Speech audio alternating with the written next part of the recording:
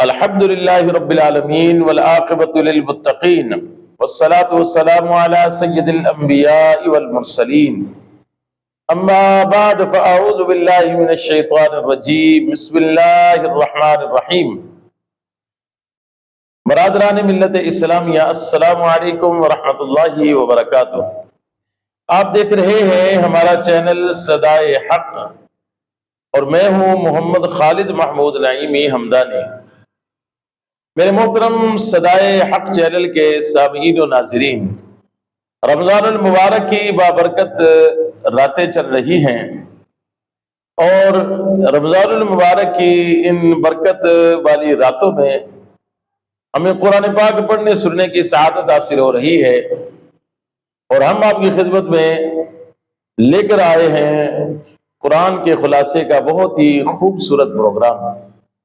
آج آپ دوستوں کے سامنے قرآن پاک کے 17ویں پارے کا خلاصہ بیان کیا جائے گا۔ میرے محترم صدائے حق چینل کے سامعین و ناظرین، اللہ تبارک و تعالیٰ نے 17ویں پارے کے اندر جو احکامات بیان فرمائے ان کا مختصراً ذکر کیا جائے گا، اور جو مرکزی چیزیں ہیں وہ آپ کے سامنے بیان کی جائیں گی۔ 17ویں پارے کے 2 حصے ہیں۔ پہلے حصے کے اندر سورۃ الانبیاء ہے اور دوسرے حصے کے اندر سورۃ الحج ہے۔ سورۃ الانبیاء کے اندر اللہ تبارک و تعالیٰ نے جو ہے وہ قیامت کا، توحید کا اور رسالت کا بیان فرمایا ہے۔ اللہ تبارک و تعالیٰ نے فرمایا کہ قیامت کا ایک دن متعین ہے، قیامت آ کر رہے گی اور قیامت بہت قریب ہے اور بہت جلد جو ہے یہ آئے گی۔ اور پھر اس کے بعد اللہ تبارک و تعالیٰ نے توحید کا ذکر فرمایا۔ توحید کے ذکر میں اللہ تبارک و تعالیٰ نے جو ہے وہ اپنے ہونے کی 6 نشانیاں بیان فرمائیں۔ اللہ تبارک و تعالیٰ نے فرمایا کہ دیکھو، زمین اور آسمان دونوں ملے ہوئے تھے، ہم نے دونوں کو الگ الگ کر دیا، اور ان دونوں کو الگ الگ کرنے والا کون ہے؟ اللہ وحدہ لا شریک ہے۔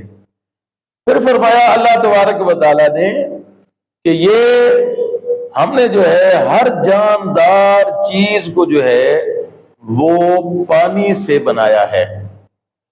پھر فرمایا کہ ہم نے جو ہے زمین پر پہاڑ بنائے ہیں تاکہ لوگوں کے بوجھ کی وجہ سے یہ زمین جو ہے یہ ہلنے نہ لگ پڑے۔ پھر فرمایا کہ ہم نے جو ہے آسمان کو ایک بہترین محفوظ اور مضبوط چھت بنایا ہے۔ پھر فرمایا کہ ہم نے جو ہے یہ زمین پر اور اس کی پورے نظام کو بہترین طریقے سے چلانے کے لیے دن رات سورج اور چاند کو پیدا فرمایا، اور فرمایا کہ یہ دن رات سورج چاند یہ اپنے اپنے مدار میں تیزی کے ساتھ گھوم رہے ہیں، لیکن یہ آپس میں ٹکراتے نہیں ہیں، یعنی سورج اور چاند آپس میں ٹکراتے نہیں ہیں۔ اسی طرح رات اور دن بھی آپس میں ٹکراتے نہیں ہیں، اور نہ ہی ان میں خلط ملط ہوتا ہے، یعنی نہ جو ہے کبھی ایسا ہوا کہ دن ہونا تھا تو رات ہو گئی، یا رات ہونی تھی تو دن ہو گیا، یا جناب جو ہے وہ دن نکلا ہوا تھا اور اس میں جو ہے وہ چاند چمکنے لگ پڑا، اور یا رات تھی اور اس میں سورج نکل آیا۔ نہیں، ہر چیز اپنے مدار میں چل رہی ہے اور تیزی کے ساتھ چل رہی ہے، لیکن کوئی ایک چیز دوسری چیز کو ڈسٹرب نہیں کرتی ہے۔ اور فرمایا کہ ان سب چیزوں کو اپنی ایک حد کے اندر رکھنے والی جو ذات ہے اور ان کو چلانے والی جو ذات ہے وہ اللہ وحدہ لا شریک کی ذات ہے۔ پھر اللہ تبارک و تعالیٰ نے جو ہے رسالت کے بیان میں تقریباً جو ہے 17 نبیوں کا سورۃ الانبیاء کے اندر تھوڑا تھوڑا مختصراً جو ہے وہ ذکر فرمایا ہے۔ پھر سورۃ الانبیاء کا اختتام ہوا، سورۃ الحج شروع ہوتی ہے، اور سورۃ الحج کے اندر اللہ تبارک و تعالیٰ نے جو ہے حضرت سیدنا ابراہیم علیہ السلام نے جو جبل ابر قیس پر جو ہے کھڑے ہو کر جو دعا جو اعلان کیا تھا، اس اعلان کا ذکر فرمایا ہے۔ اللہ تبارک و تعالیٰ کا حکم ہوا، حضرت سیدنا ابراہیم علیہ السلام نے جو ہے وہ بیت اللہ شریف کی تعمیر فرمائی۔ جب خانہ کعبہ یعنی بیت اللہ شریف تعمیر ہو گیا تو اللہ کا حکم آیا کہ اے میرے پیارے خلیل، اب آپ جو ہے لوگوں کو اس گھر کے طواف کے لیے، اس گھر کے حج کے لیے بلائیں۔ تو حضرت سیدنا ابراہیم علیہ السلام نے جبل ابر قیس پر جو ہے وہ کھڑے ہو کر جو ہے وہ لوگوں کو اعلان کیا کہ آؤ اور اس گھر کا جو ہے وہ حج کرو، اس گھر کا آ کر طواف کرو۔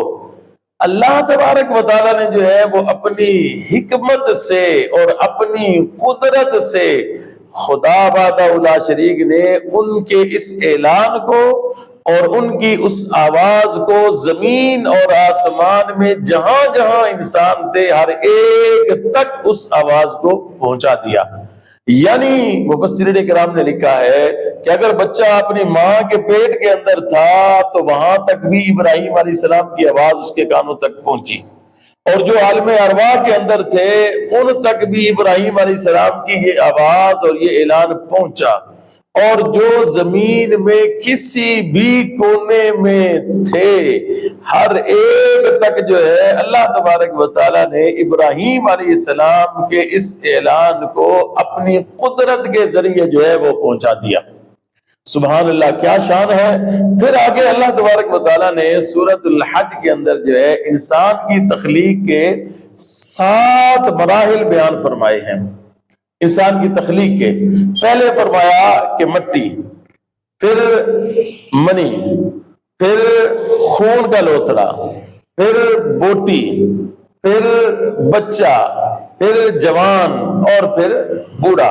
یہ انسان کی تخلیق کے 7 مراحل ہیں، یعنی جہاں سے انسان ہوتا ہوا پھر اپنے اینڈ کی طرف جاتا ہے، یعنی بڑھاپے کی طرف جاتا ہے۔ پہلے مٹی، اور پھر اس کے بعد منی سے، اور پھر اس کے بعد جو ہے وہ گوشت کا لوتھڑا، اور پھر جو ہے اس کو جو ہے پھر جوان ہوتا ہے، پھر بچہ ہوتا ہے، پھر جوان ہوتا ہے، پھر بڑھاپا آ جاتا ہے، اور پھر اس کا اینڈ ہو جاتا ہے۔ یہ انسان کی تخلیق کے جو ہے وہ 7 مراحل ہیں۔ قرآن پاک میں ایک اور جگہ پر آگے چل کر اللہ تبارک و تعالیٰ نے انسان کی تخلیق کے 9 مراحل بھی ذکر فرمائے ہیں، وہ وہاں پر انشاءاللہ اس کا ذکر کیا جائے گا۔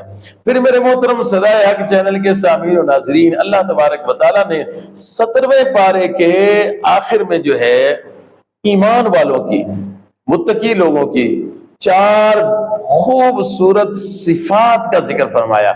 فرمایا کہ ان کی پہلی صفت یہ ہے کہ وہ اللہ سے ڈرتے ہیں، دوسری صفت یہ ہے کہ وہ نماز کی پابندی کرتے ہیں۔ اللہ سے ڈرنا یعنی تقوی اختیار کرنا، وہ متقی پرہیزگار ہیں، وہ نماز کی پابندی کرنے والے ہیں۔